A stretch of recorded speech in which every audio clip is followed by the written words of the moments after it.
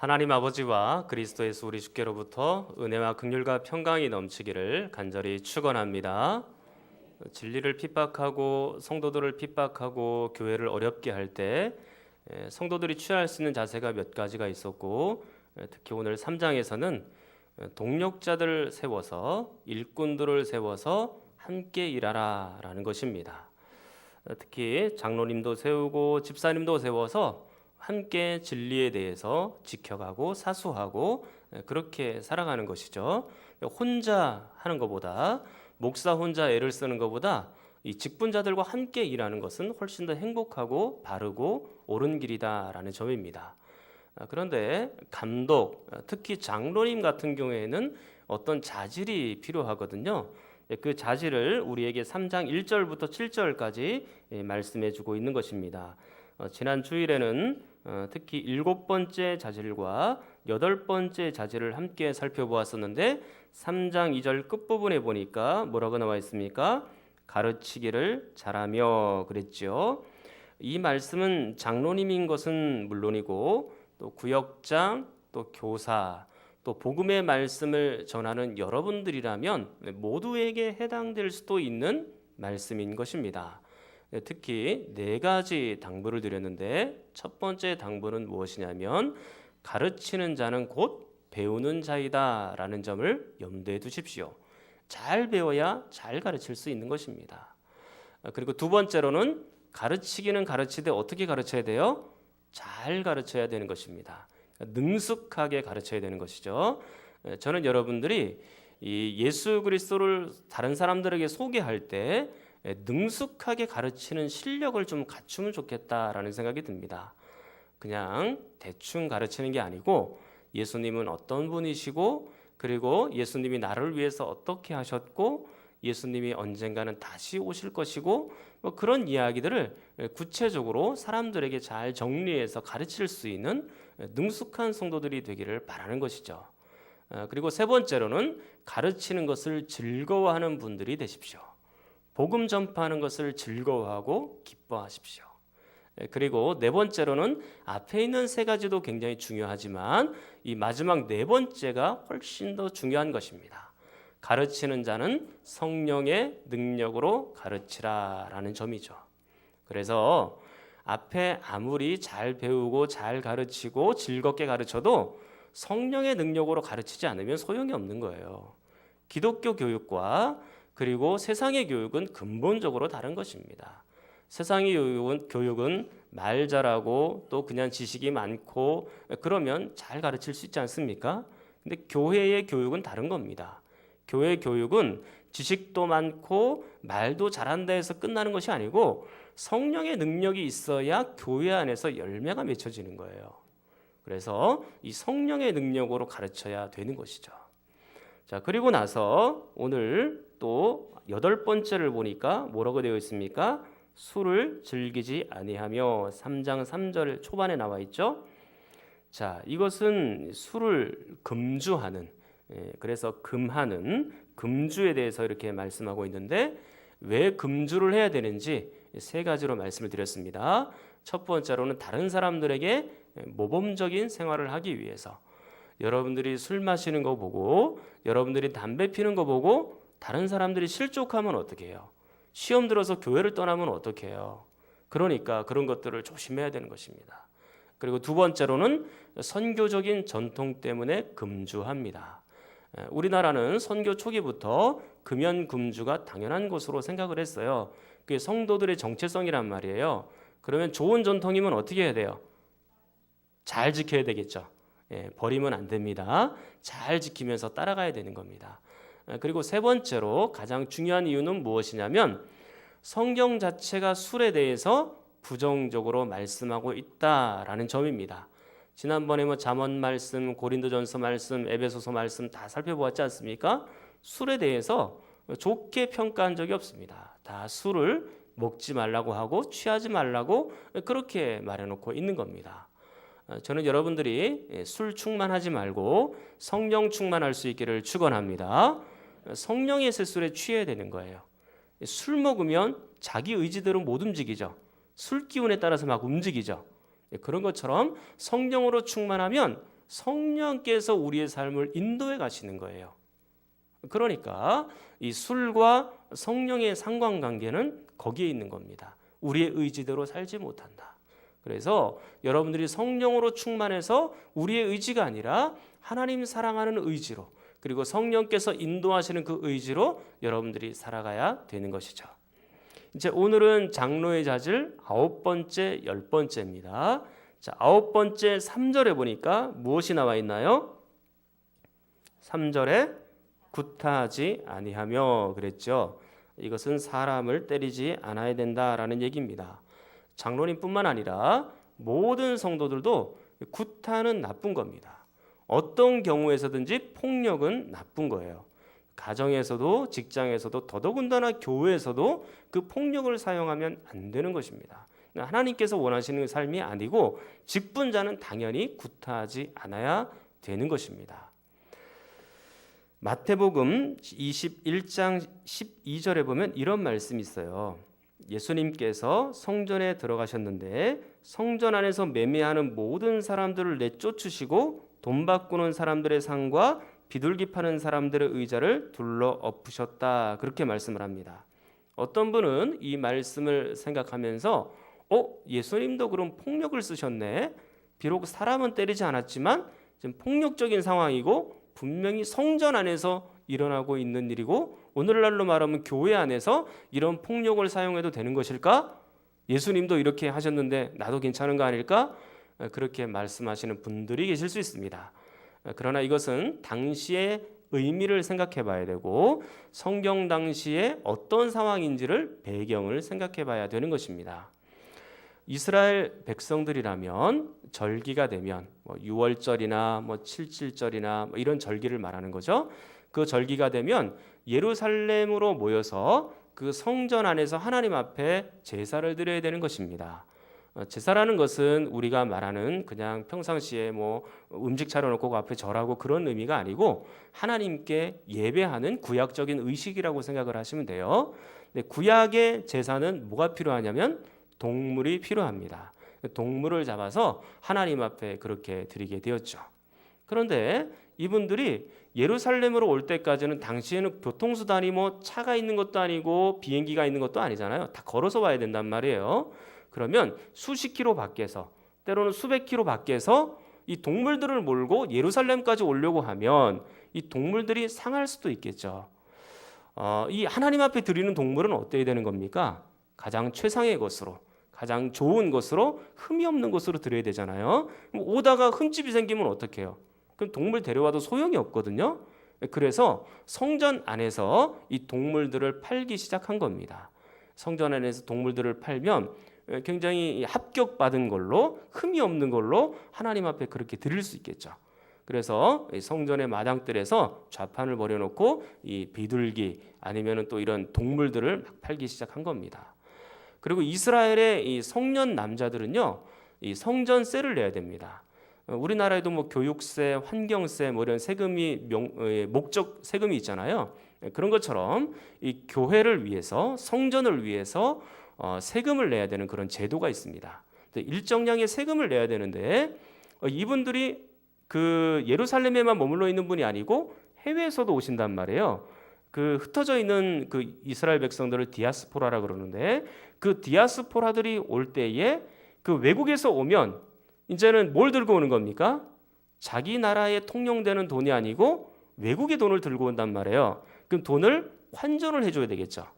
그래서 우리나라 세금을 낼 때도 우리나라 돈으로 내야 되거든요. 그럼 달러로 갖고 들어온 경우에는 그거를 우리나라 돈으로 바꿔주는 것처럼 성전 안에서 그것을 바꿔줬다는 얘기입니다. 그래서 이 성전 안에서 돈도 바꿔주고 그 다음에 동물도 팔고 막 이런 일이 생기니까 이걸 독점하는 사람들이 생기기 시작했고 몇몇 사람들은 그것을 막대한 부를 챙기게 된 겁니다. 그래서 예수님이 뭐라고 평가를 했어요? 너희가 하나님의 집을, 기도하는 집을 강도의 구렬로 만들었다고 말하는 겁니다. 그러니까 자기의 이득과 자기의 욕심을 챙기기 위해서 이 교회를 아니면 성전을 그렇게 사용을 한 것이죠. 제가 여러분들에게 참고로 말씀을 드리겠습니다. 우리 교회에서는요, 이 상업행위, 그리고 또 매매하는 행위를 금해야 될 것입니다. 그리고 개인의 이득을 창출하려고 하는 그런 행위도 금해야 된다고 마땅하다 그렇게 생각을 합니다. 혹여 그런 일들을 하다가 새가족들이 들어오셨을 때 그거 새가족들이 부담을 느낄 수 있거든요. 물론 기쁜 마음으로 또 자원하는 마음으로 내가 얘기하지 않았는데도 먼저 와서 나에게 해주면 고맙죠. 그러나 그게 아니고 이게 새가족이나 성도들에게 강제로 그런 상업행위가 이루어지게 되면 이 마음의 상처를 받고 그분들이 떠날 수도 있는 거예요. 그러면 우리 모두에게 다 그건 불행이 되거든요. 그러니까 우리가 그런 문제에 있어서는 굉장히 조심을 해서 해야 되는 것입니다. 교회에서는 안 하는 게 좋죠. 그리고 돈을 서로 거래하지 않았으면 좋겠어요. 작은 돈이라도 거래하지 않았으면 좋겠다라는 생각이 듭니다. 왜냐하면 돈도 잃고 사람도 잃을 확률이 굉장히 큽니다. 작은 돈이라 할지라도 안 갚잖아요. 그러면 마음에 벌써 상하는 거예요. 그래서 여러분들이 혹여 돈을 빌려준다고 하면 이렇게 생각하십시오. 아예 이 돈을 안 받아도 괜찮다. 내가 이거 안 받아도 저 사람한테 상처를 받을 이유도 없고 내 상처도 전혀 받지 않겠고 또 이 돈을 그냥 다 주어도 상관없다. 그럴 때는 돈을 빌려주세요. 그러나 그게 아니라면 돈거래는 절대 하시면 안 됩니다. 그것 때문에 교회 안에서 왕왕 시끄러운 일들이 많이 생겨나요. 여러분 우리 교회는 개 이런 거 없죠. 개돈 부어서 먹는 게 여행계 이런 것조차 하지 마십시오. 우리는 개 안 됩니다. 개주가 되면 또 이 골치 아픈 일들이 많아요. 여러분들이 돈 관리 그런 거 하지 마시고 개도 절대 안 하셨으면 좋겠다라는 생각이 듭니다.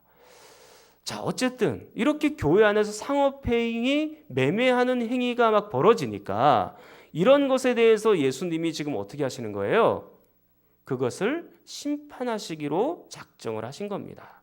그래서 그 심판이 있다는 것을 상징적으로 보여주는 행위가 바로 오늘 마태복음 21장 12절 말씀이라는 겁니다.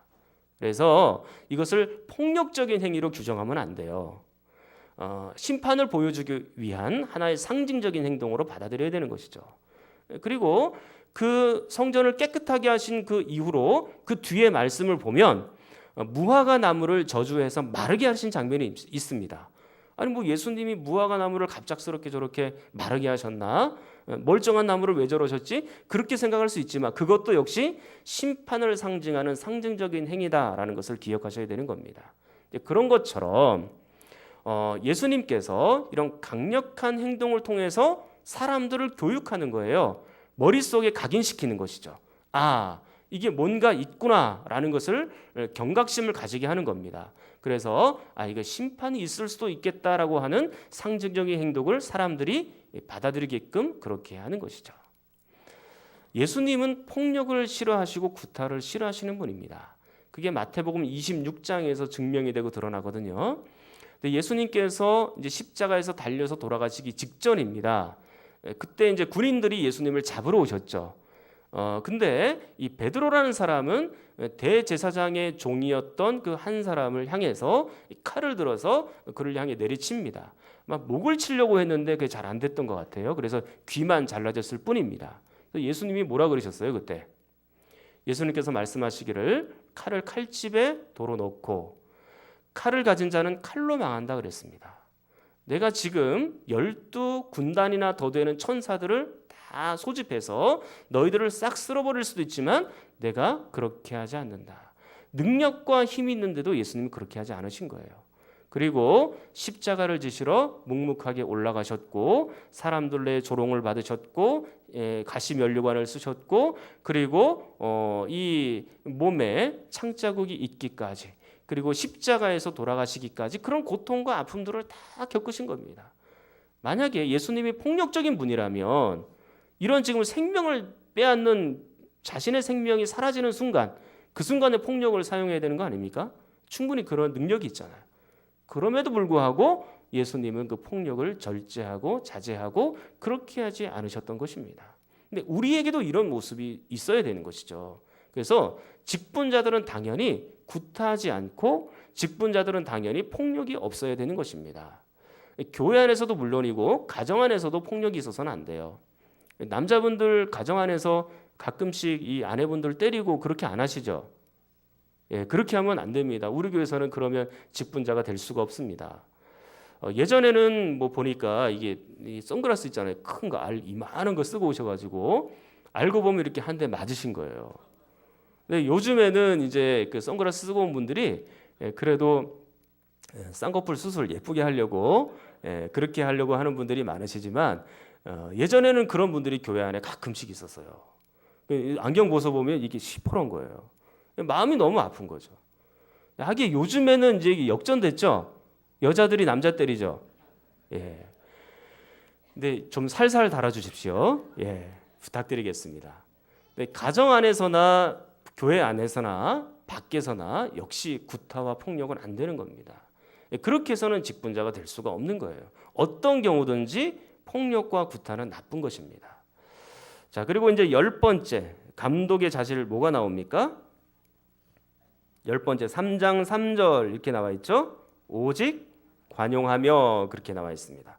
관용하다라는 단어는요, 너그럽게 용서한다 그런 뜻입니다. 앞에 있는 구타하고는 좀 다른 거죠. 이 구타는 자기의 분노를 절제하지 못해서 행동으로 보여주는 것이고, 이 관용이라는 것은 그 분노를 절제하면서 너그럽게 용서하는 것을 관용이라고 얘기하는 것입니다. 나를 힘들게 하고 아프게 하고 나를 어렵게 하는 사람들이 있을 수 있겠죠. 그리고 나하고 생각이 다르고 가치관이 다르고 나를 공격하는 사람이 분명히 있을 거예요. 근데 그 사람들에 대해서 오늘 뭐라고 얘기합니까? 관용하라고 말씀하고 있는 겁니다. 우리가 이 관용이라는 말은 다 알고 있어요. 그런데 이걸 실천하기가 매우 어려운 것입니다. 그런데 이 관용에 대해서 성경은 곳곳에 우리에게 표현하고 말씀하고 있습니다. 관용하라고. 자, 성경을 한번 볼게요. 빌립보서 4장 5절입니다. 신약성경 322쪽입니다. 신약성경 322쪽 빌립보서 4장 5절 말씀. 빌립보서 4장 5절 말씀. 322쪽 빌립보서 4장 5절 322쪽입니다. 빌립보서 4장 5절. 빌립보서 4장 5절 말씀. 자, 여러분들이 한번 읽어 보겠습니다. 시작.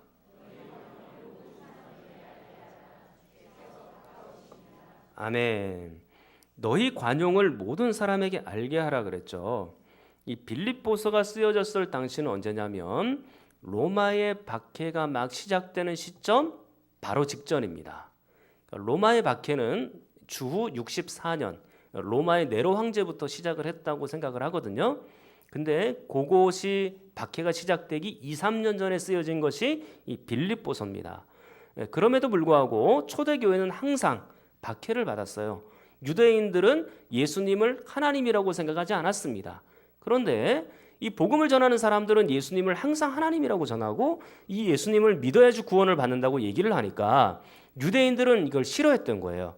유대인들의 박해가 계속해서 있었고 또 로마의 정권을 등에 업은 유대인들도 있었기 때문에 그들 때문에 많은 고통을 당했던 것은 사실입니다. 그런데 이런 핍박이 있음에도 불구하고 오늘 뭐라고 말씀합니까? 너희 관용을 그 핍박하는 사람들뿐만 아니라 모든 사람들에게도 알게 해야 된다라고 말하는 겁니다. 너희들을 감옥에 보내고 너희들의 생명을 찾는 사람이라 할지라도 너그러운 마음을 가져야 된다라고 말씀하는 거죠. 굉장히 어려운 주문을 우리에게 하고 있는 거예요. 그리고 디모데전서 우리가 방금 찾은 3장 3절 말씀에 보니까 거기서도 관용하다라는 말이 나오죠. 직분자는 관용해야 되는 것입니다. 디모데전서가 쓰여지는 배경은 이제 로마의 박해가 막 시작되는 시점이에요. 그 박해가 시작되는 시점 속에서도 너희들은 그들을 관용하고 너그럽게 볼 수 있어야 된다라고 말하는 겁니다. 또 하나 성경 구절을 찾아볼게요. 디도서. 디모데 후서 바로 뒤에 있습니다. 디모데 전서, 디모데 후서, 디도서 그렇습니다. 디도서 3장 1절 2절. 신약성경 349쪽입니다. 디도서 3장 1절 2절. 디도서 3장 1절 2절 말씀. 디도서 3장 1절 2절 신약성경 349쪽. 자, 디도서 3장 1절 2절. 자, 다 못 찾으셨으면 화면 보시면 됩니다. 3장 1절 보시면 이렇게 되어 있습니다. 너는 그들로 하여금 통치자들과 권세 잡은 자들에게 복종하며 순종하라. 그렇게 되어 있죠. 지금 이 통치자와 권세 잡은 자들은 아마도 로마의 황제와 그 로마의 정부의 관료들일 가능성이 높습니다. 그들을 향해서 어떻게 하라고요? 복종하며 순종하라 그랬습니다. 이 로마의 황제들은 앞으로 성도들을 계속해서 핍박하고 어렵게 할 거예요. 그런데도 불구하고 복종하고 순종하라고 이렇게 말씀하고 있거든요. 그러면 질문이, 진리가 아닌 것도 순종해야 되나요? 교회 가지 말라고 하고 예수 믿지 말라고 했는데 그렇게 핍박이 왔을 때 거기 다 순종해야 되는 것입니까? 이것은 너무나 상식적인 대답이죠. 진리 밖을 벗어난 것은 순종할 필요가 없습니다. 하나님의 말씀, 이 진리 안에서만 순종이 있을 뿐이죠. 자, 그리고 나서 2절 말씀 계속해서 봅니다. 3장 2절 여러분이 한번 읽겠습니다. 시작.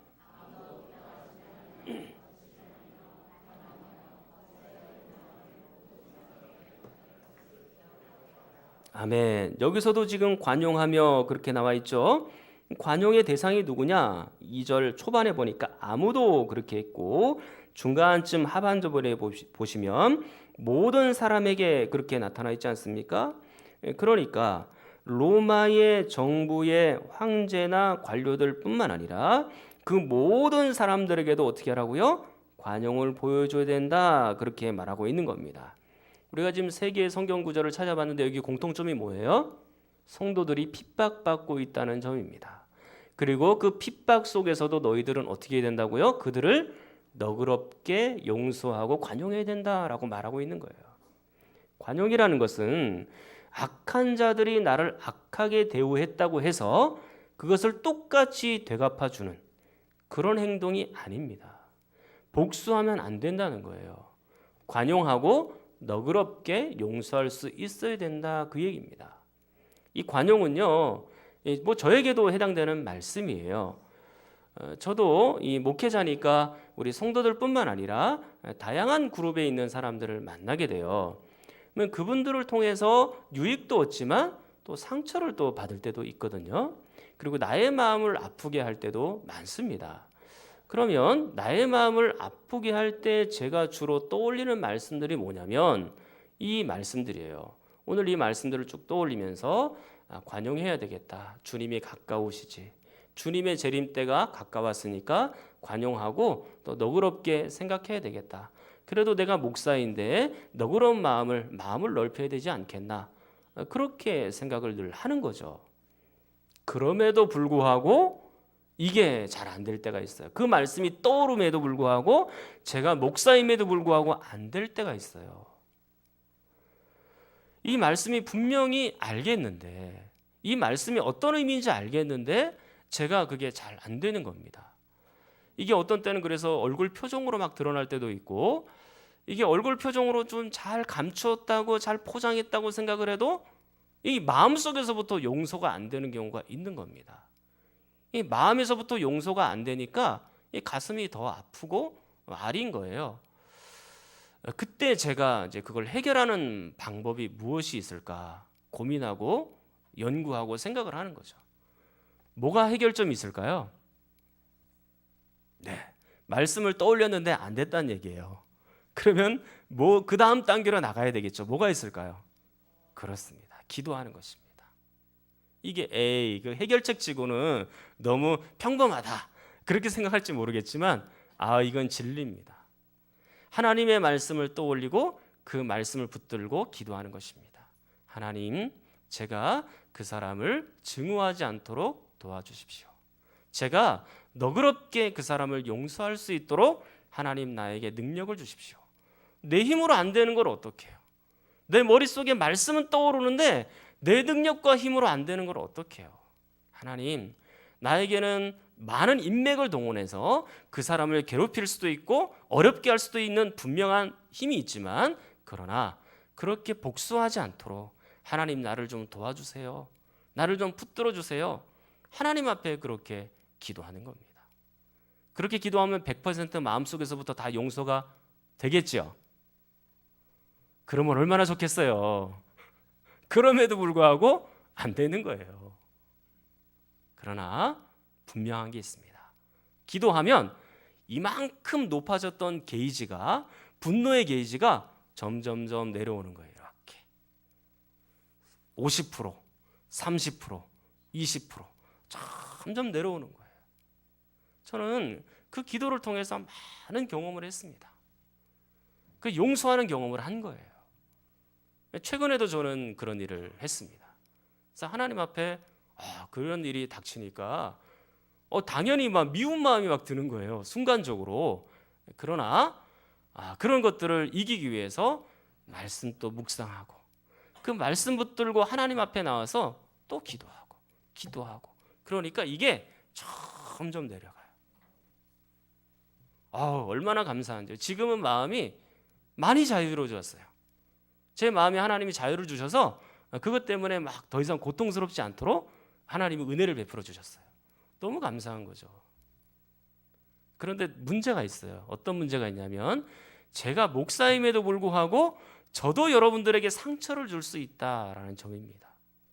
제가 조심하려고 애를 쓰고 또 행동이나 말하는 것이나 굉장히 몸부림치면서 조심스럽게 살아가고 여러분들에게 덕을 끼치려고 애를 많이 쓰거든요. 그럼에도 불구하고 여러분들이 또 그 말실수 때문에 마음의 상처를 받고 또 저에 대해서 또 힘들어할 수도 있겠다라는 생각이 듭니다. 교회 안에서 보면 전부 상처를 받았다는 사람밖에 없죠. 상처를 줬다는 사람은 없죠.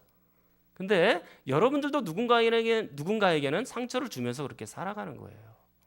저도 여러분들에게 상처를 주는 때가 분명히 있을 것 같아요. 심지어는 그 상처를 여러분들에게 주었다는 사실도 인식하지 못하고 제가 막 즐겁게 웃고 떠들고 여러분 앞에서 그럴 수도 있겠다라는 생각을 간혹 해봅니다. 그럴 때 여러분들은 어떻게 해야 될까요? 하나님 앞에 이 말씀들을 기억하십시오. 내가 성도지, 내가 직분자지. 그래서 내가 오늘 이 말씀 관용하며 살아야 되겠다. 짧은 말씀이지만 모든 사람에 대해서 관용하는 것처럼 저 목사에 대해서도 내가 관용해야 되겠다. 저 불쌍한 목사를 좀 내가 너그러운 마음으로 용서해야 되겠다. 그런 마음을 좀 가지시면 좋을 것 같아요. 여러분들이 저에게 상처를 주셨을 때도 저는 대부분 하나님 앞에 기도하면서 해결을 합니다. 저도 그렇게 하면 여러분들도 그렇게 해야 되겠죠. 제가 이런 말씀을 드리는 이유는 관용이라는 것이, 용서라는 것이 그만큼 어렵다는 것을 여러분들에게 보여드리기 위한 것입니다. 저도 100%다 관용하고 다 용서하는 것처럼 꾸며서 말할 수 있겠죠. 그러나 저는 그렇게 하기 쉽지는 않습니다. 저도 관용하기 힘들고 여러분들도 관용하기 힘들 거예요. 어려운 문제예요. 여러분들도 다양한 사람들을 만나죠. 직장 안에서, 교회 안에서 다양한 사람들을 만나잖아요. 근데 꼭 꼴 보기 싫은 사람이 있죠. 저 사람만 없었으면 직장 생활 진짜 좋았을 텐데, 저 사람만 없었으면 교회 생활이 얼마나 행복할까. 그런 사람 꼭 있죠. 그래가지고 교회를 나중에 옮기고 직장으로 옮겨보세요. 거기에 똑같은 사람 또 있습니다. 더 심한 사람 만나요. 총알 피하다 대포 만나요. 거기에 가니까 똑같은 사람이 또 있는 거예요. 괴롭히는 사람. 그러니까 여기서 견디셔야 되는 거예요. 여기서. 다른 교회 가도 별 수 없어요. 똑같이 그런 사람 나타납니다. 제가 왜 이렇게 말씀드리냐?